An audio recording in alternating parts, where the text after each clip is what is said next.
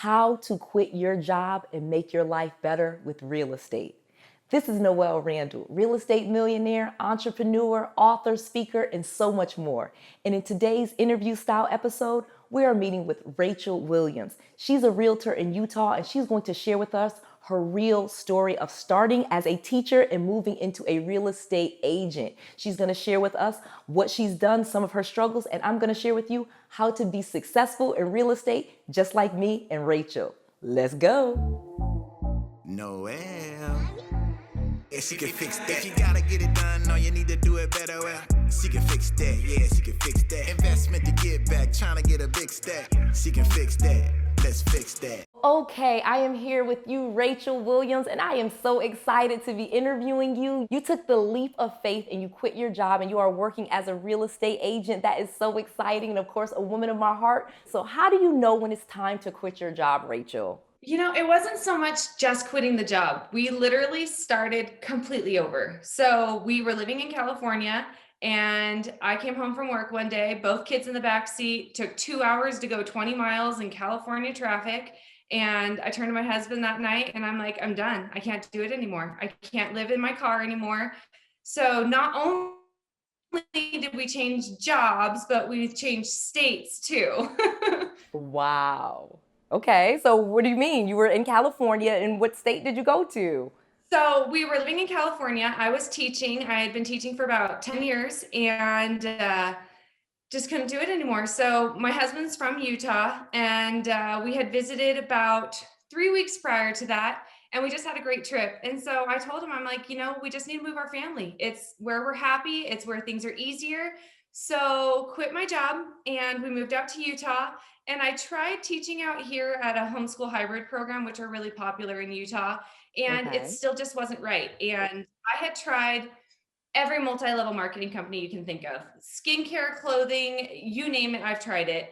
And my husband's like, why don't you do real estate? You have done every other type of sales. Even if you only sell 5 houses in a year, you're still going to be better off than where you're at with any of your multi-level marketing companies. So I took his advice. About a month later, I signed up for the classes. A month after that, I had completed the classes, took the test, and I started real estate. So you said a lot of great things there, Rachel. So one of the things that I love is that you kind of quickly said that it was really not that difficult to get your real estate license. So take us back though, before we get into the real estate license, because like I said, you're a woman of my heart. We both have our real estate license. We both have, you know, you're currently working as a real estate agent. And that's something that I did previously, but I really want to dive into this because you made such a big decision, and we got to kind of talk about how that works for most people, because I don't think they realize how fulfilling it could be to quit your job. So let's kind of talk through, like, you know, what you first did, you know, like what kind of pressure. You're in traffic, you're in another state now, you're like, okay, I am going to work as a teacher and I'm not loving this, but it's this great profession that everyone knows about and everyone is familiar with, and it has a stable salary, you know, right? Am I right with that stuff? So how do you quit that thing to go do something where the income is not, you know, reliable or stable or guaranteed? You know, it's really interesting that you asked that, because I had no idea what I was really getting into with real estate. I thought, you know, post a couple things on social media, everyone's going to want to come to me, everyone's going to want to work with me. Why wouldn't they? I have no experience. But you know, I tell you I'm going to do something, I'm going to get it done. Well, it was completely overwhelming, because you don't realize when you're getting into real estate what it actually includes. It's not just, you know, showing people pretty houses and, oh, look at your couch would look fantastic over here. Or where would you put your bed in this bedroom? You have to first get the client, and then you have to get them to want to work with you. And then you actually have to schedule the appointments and go to the houses, and then look past the pile of dirty laundry in the corner, and look past all the dishes in the sink. And, oh, this would be a fantastic house because A, B, and C. All these things I had no idea that I was getting into when I started real estate. So yeah, everyone knows what a teacher is, especially when I say, oh yeah, I taught AP Bio, I taught anatomy and physiology. That's so impressive. But then when I say I'm in real estate, you can almost feel the conversation stop when you're talking to a stranger, because they're like, oh gosh, what is she going to try and get me to do now? Yes. So how was those first experience? How long have you been a licensed agent now? So I got my license in August of 2018, and I did not have my first contract until January of 2019. Okay. So I started out by cold calling, and it was the worst experience I've probably had as an adult. I Yeah. hate getting phone calls from people that I don't know. I don't like to answer my front door. I don't like to answer my phone when it's a phone number I don't know. And here I am calling people that have no interest in speaking to me, may or may not be interested in buying or selling real estate. And I'm calling them hours upon hours a day. And I realized this is not going to work. I am good with people. I was a teacher, I was a coach, I've got friends. Like, I'm good face to face. I'm not good talking to people who I don't know. So I had the opportunity to get into a model home. And in Salt Lake City, you have Salt Lake Valley, and then north you have Davis County. West of here, you have Tooele County. South of here, you have Utah County. So I was driving all the way out to Tooele County and working with a builder. And because of the time of year, there was hardly any foot traffic into the model. So houses that they were building and posting it on my social media. And by posting social media, I then started interacting with someone who said that they would never move out to the area that the builder was in, but it allowed me to have the conversation with them. Okay, well, obviously you're interested in getting into a house. Let's figure out how we can get you into a house. So that was the door that opened for me, even though it wasn't even the builder that I got them into. So you get started in real estate, and we all have a different story. You know, some of the times we have challenges when we first get started. So you get your license in August of 2018. What are some of the first things that you did? When I first started, I was on a team and I was getting leads from a website. I would get like 4 or 5 leads in a day. And so from those leads, I was calling them. They weren't answering the phone. I was texting them. And then if anyone made the mistake of actually responding to a text message or a phone call, I called them almost every day after that. Okay, are you ready? Are you ready? I was the person who I never wanted to be and drove me crazy if I was on the Yeah. other end of it. And that was me. That's how I started. I was calling people who may or may not be interested in getting into real estate. And I was just spinning my wheels because I was so hungry to get it started, but I Yeah. didn't know what else to do. I'm not from Utah. I didn't have a sphere of influence. I didn't have kids that were old enough to be in school, so I couldn't talk to their friends' parents. I was literally just hanging on with my teeth and my claws, trying to get anyone who would answer the phone to talk to me about possibly being interested in buying a house. Wow, I love it. I love it. So you're having these struggles and you don't quit, obviously. So then how did you get set up with the builder, and then talk about that? What happened there? So another agent at the brokerage that I was at the time was looking for someone to sit in a model, and there was no guarantees, no set income, no salary, anything like that. It was just like every other aspect of real estate, commission based. And so essentially he was looking for someone to share the model hours with another girl that he was working with. So I was out at the model anywhere from 2 to 4 days a week, about 50 minutes from my house. I was driving out there, like I said, 2 to 4 days a week, and typically sitting in an empty model, going through the contacts that the builder had that had come into the model at some point in the last year, following up with them, just kind of doing anything I could to try and have a conversation with someone, try and get them back in the door, try and see if if you're not going to work with that builder, do you want to get into an existing home? Is there a different builder you'd like to work with? Do you want to sell your home? Is there anything I can do to help you with real estate? And that didn't really get Right. me anywhere either. So then what happens? Okay, that's not going anywhere. Now what? I had one person walk into the model. It was January 4th, and they showed some interest. So I got really excited, and they kind of walked around, didn't really show much interest in it. They were kind of kicking the tires. They left for a few hours. They came back and they said, okay, well, we'll be back in a few days if we're interested. Wouldn't leave me email, wouldn't leave me phone number. And so I thought that was a dead end. And then the next couple days, I posted one of the houses by the builder, and someone commented on it that they would never move out to the area that the builder was in. Well, they opened the door, so I started talking with them. Oh, well, we don't want to pay mortgage insurance. Every objection that I was told that you're going to see in real estate, they had. Don't want to pay mortgage insurance. Interest rates are too high. We're not ready to move right now. We're in a lease. Anyways, long story short, finally got them to agree to meet up with me. And after looking for about a month, because they were in the price range where the houses, some of them were kind of rough. But eventually we ended up finding them something, and I got them into their first house. And oh my gosh, even though that first paycheck wasn't fantastic, I was so excited because I hadn't had a paycheck in over a year. It didn't matter how much it was. It could have been for $5. I just felt so accomplished getting that Yes. first commission because I knew that was the beginning.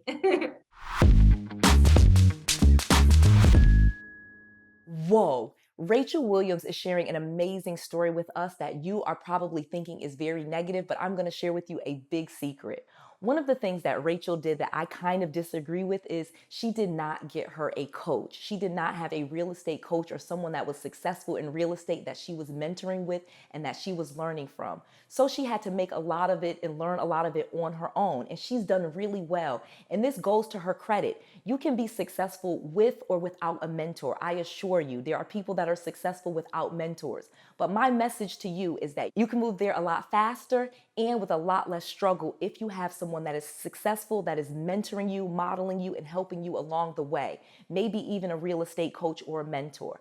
That is one of the things that I had when I got back into real estate and how I was able to get out of my parents' basement and become the real estate millionaire that you see today. I had someone that was successful in real estate teaching me what to do, giving me the best resources, the best tools, the best tricks, and everything to do that was best for me in my situation to quickly get results and to see some success.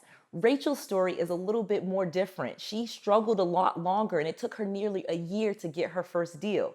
To her credit, she did not give up and I absolutely love it. And again, she's successful now. However, I feel she could have been a lot more successful, a lot faster had she had a real estate coach and had she invested in some of the tools and tricks of someone more successful teaching her what to do. But listen to the story because there's a lot to listen, but she made a great point right there. Let's get back to this interview. What I love about this, you're telling your true and raw story. So you didn't get your first commission for an entire year. Let's talk about that because like I said, I don't want to candy coat things. What was that first year like? You're not getting any sales. You're still doing this day in and day out. Talk about the grit and what the mental things that you had to do. How did you get through that first year, no commission, being a real estate agent? I left my job in April of 2018, started real estate school in May of 2018, got my license in August after I passed the test. And then my first contract was in January. My first commission was in March. Thank goodness my husband had a good paying job at the time, because as a person who has always busted to try and not only make my salary, but to always make extra money too, whether it be $100 extra a month, $500, it didn't matter. Any extra always feels better than that salary. Yeah. And so I was so excited to like have an opportunity to get something to provide for my family, even that much more. I mean, my husband and I, we used to go to TJ Maxx and buy golf clothes that we would then sell on eBay for more money. We had a vending machine, like you name it. The two of us are always interested in ways that we can make extra money. So for me to go from hustling and, you know, pulling in a little extra every month to not making a dime for almost a year was really starting to weigh on me as a mom, as a wife, as a woman. Like, I am not this person. I have hustled. I grind. I do everything I can my whole life to make as much money as possible. And then I make zero. I mean, I got my bachelor's, I got my master's, I taught for 10 years. I've accomplished a lot of things. And I was feeling such a sense of uselessness that, and so that actually lit the fire even more for me, because I'm like, there's no way I'm going to fail at this. Like, I've given up everything. I've moved to a new state. I gave up my job. I'm doing this thing and I'm not providing anything. And so, and then in the midst of this, I also got pregnant. Oh my. And that was even more the reason that I had to like push and grind and do all the things. Yeah. Ended up losing that baby. And so even more so like, okay, no, I really need to push, because now I still have my two kids. I have my husband. I thought I was pushing for another baby and it didn't work out. Got pregnant again. I had my first baby, or excuse me, my third baby in June of 2019. And I'm literally in labor and delivery working on an addendum for one of my clients, because that's just the kind of person I am. You give me an opportunity, I'm going to take it and run. Oh my gosh, I love it, Rachel. Rachel Williams, I feel like you just nailed it. And that was the thing that people don't understand. If you just keep grinding and if you keep going and you are a person that sticks to your word, like you said, I am a go-getter. If you ask me to do something, you give me that opportunity. and then it just grows. So congratulations too on the third baby. I love that. So it sounds like most people, you had to tough things out. There was some grit. There was some mindset that you had to work on during this period. Like what was the tenacity? What was the money mindset that you had to have to pull you through this? So I was an athlete growing up and, lots of accomplishments in athletics, but I think that is what taught me to never give up. It was the mindset that failure is not an option. And at this point, I had given up my teaching career. I didn't have a fallback anymore. It was literally make this happen or go get a job at McDonald's. And that wasn't an option for me. So it was waking up every morning. Okay, what am I going to do today? I'm going to work out. I'm going to make sure I take care of my kids. I'm going to get on the phone. I'm going to hustle. I'm going to grind. I'm going to go to the grocery store. I'm going to talk to people. I'm going to go to Costco. I'm going to talk to people. I'm going to get on social media today. It's literally 24 hours a day. I was eating it. I was sleeping it. I was dreaming about it. I didn't ever let it get in my way because failure wasn't an option. It was the mindset of I have to get up every single day and keep on pushing. I didn't have another option. I love it. I love it. So where is Rachel Williams today in her real estate career? Tell us about today, how things look for you now. So I lost my dad 3 weeks after we had our second child, and it changed my entire thought because my dad was a salesperson and I watched him my whole life get up, do his thing, but he had this flexibility to be able to go get his car washed in the middle of the day, to go to lunch, to take my mom out to dinner. And it was just, I watched that happen and I was like, that's where I eventually want to be. So Rachel Williams today is, I wake up in the morning, I get my kids ready for school. I have my priority because I've gotten to a point in my career where I have the flexibility to do the things that make me happy, in addition to grinding like there is no tomorrow. So I get my kids ready, I get them breakfast, I get them dressed, I get to give them a kiss goodbye, and either myself or my husband takes them to daycare. And then it's off to the races. I am while I'm getting them ready, I'm even doing it. I'm answering emails, I'm answering text messages, I'm making phone calls, I'm visiting clients, I'm visiting past clients, I'm doing showings, I'm going to final walkthroughs, I'm doing all of the things. Last week, I had a client who wanted to see a house. It was 8 o'clock at night and I had kind of had a rough day. And I was like, you know what? I just don't think it's going to work today. Why don't we go tomorrow? And there was just this part of me that almost felt empty because I was putting off one of my clients because my clients are always my priority. And so I was like, you know what? No, let's go. And he's like, actually, I don't think I'm going to be able to get there till 8:45. I'm like, let's do it. Get to the house. 45 that night. There were no offers on it yet. And in this market, that's a huge deal because it had been on the market for 4 days. Get out to the house, show them the house. We're there till 10 o'clock. I get home at 11 because it was an hour away. I'm writing an offer at 11:30 at night. We got under contract. And that's what it's about. It's the grind. You have to do the things that you don't want to do because it's going to benefit someone else. And it's taking yourself out of the equation and making other people the priority. Yeah, I love it. I love it. So what would you say to someone that's thinking of quitting their job to do real estate? Talk to people. It doesn't matter how uncomfortable it makes you. You are never going to find clients by sitting behind a computer and just hoping people come to you. You have to talk to people and you have to be relatable and just put yourself out there. As scary and as intimidating as it can be, you just got to do it because if people don't feel comfortable talking to you, they're not going to want to go look at houses with you. So it's building those relationships, it's talking to people, and it's doing what you say you're going to do. That's probably the most important thing. I don't have a single client that could tell you, I wish Rachel had done this, this, or that. They're going to tell you Rachel answered her phone. Rachel showed up. Rachel did everything that she promised me she was going to do because it's exactly what I would want someone to do for me. Yeah, I love it. I love it. I love it. Thank you so much, Rachel Williams. You are an awesome real estate agent, a realtor, very successful. Where can people reach you, Rachel Williams? You can find me on Facebook or Instagram with Rachel Williams. You can find me on my website with rachelwilliams.com, or you can call me 858-382-7247. Awesome. Thank you so much. I really appreciate talking to you. I love it. You're doing it. Mom, wife, entrepreneur. Kudos to you, girl. Well, that was an amazing interview, and I have a special gift just for you. Go check out my free training. One of the things that Rachel struggled with in the beginning is that she didn't have a mentor and she didn't have modeling or training to go after. So I've created a full training just for you. go to noellsfreetraining.com. That's Noelle, Noelle with an S, noellsfreetraining.com. It's in about an hour-long training where I teach you my exact formula to investing in real estate with no money and bad credit, the same way that I learned to invest in real estate and the same way that you can learn too. I just want to make sure that you have all of the resources at your hands so that you can do it fast and be successful. This is Noelle, to your success.